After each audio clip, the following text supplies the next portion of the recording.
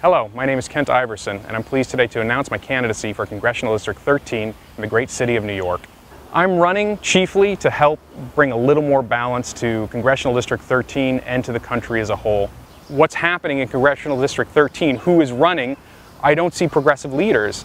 I see a lot of standard party Democrats, the anointment and passing of the baton that goes on and on and on, and we need to shake things up and move things with a fresh new vibrancy, and I'm hoping to provide that. Rents are becoming far too expensive, so if you haven't gotten in early, you're not going to get in at all right now. I know that there's a public housing building that was put up recently. It had 200 spaces, and we had 100,000 applicants for it. That's just completely out of control. So in this congressional district, I think that's one of the key problems. There needs to be some kind of a zoning where these large chains cannot be given preferential treatment to smaller companies, and we need to have a much more vibrant small business economy in Harlem and throughout Congressional District 13, up into the Bronx. We need to get some businesses going up there, small businesses, and the only way we the people can address these things is through our legislative bodies.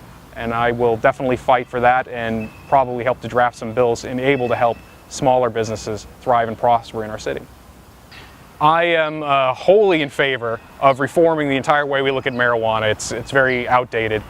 There's no reason for marijuana to be classified as a Schedule I drug at the same level as heroin. That makes no sense whatsoever, and I think everybody intuitively knows that, and the science is there to prove it as well. I think it's just a way to fill our for-profit prison systems with more people, and that is absolutely inexcusable. It's a moral outrage. And it should be treated much like we treat alcohol. Let's find safe ways to sell it to people who are adults and make a little tax revenue off of it. Every time it's been tried in America, this system works. We should do the same. Let the Puerto Ricans have a referendum on whether they would like to seek statehood and thereby get the full protection of the law of being part of the United States. They should have a referendum on being the 51st state, I believe. And also, we need to look into debt forgiveness or a massive restructuring. It shouldn't be that these private banks who take a risk on these investments as well don't share in the pain. So this is something people forget all the time, whether it has to do with Greece or Puerto Rico or other countries. The banks are taking a risk, yet they suffer none of the losses. And this is socialism for the rich and rugged individualism for the poor, wherein the poor have to suck it up and take it, but we will subsidize and socialize all of the losses and give banks all of the winnings. And this is absolutely antithetical to having a prosperous country. Can't do this. To institute a modern-day Glass-Steagall Act, wherein the big banks can no longer gamble with the investments and savings of hardworking people. This is one of the biggest problems we faced in 2008. Everybody said, oh, it'll never happen. And of course, when we had the financial collapse, a lot of people's savings were destroyed. And we need to make sure that you cannot take someone's savings accounts and investments for their future and put it in high-risk investments that the banks make money off of. That just should be way out of bounds. I'm happy that New York State has absolutely abolished fracking within its confines. This makes sense. We need to actually stop using fossil fuels in America and move towards green energy policy. And as we've seen time and time and again all over the nation, where there's fracking, we end up with polluted water. And we cannot have that in this city at all.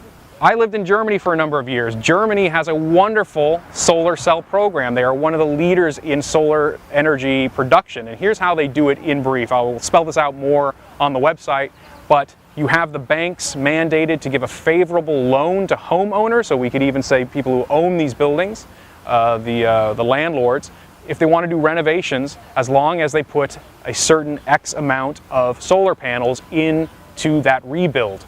They are given an even more favorable rate on the loans for the solar panels. So they're getting two loans, both at very good favorable rates, one for the building, one for the solar panels.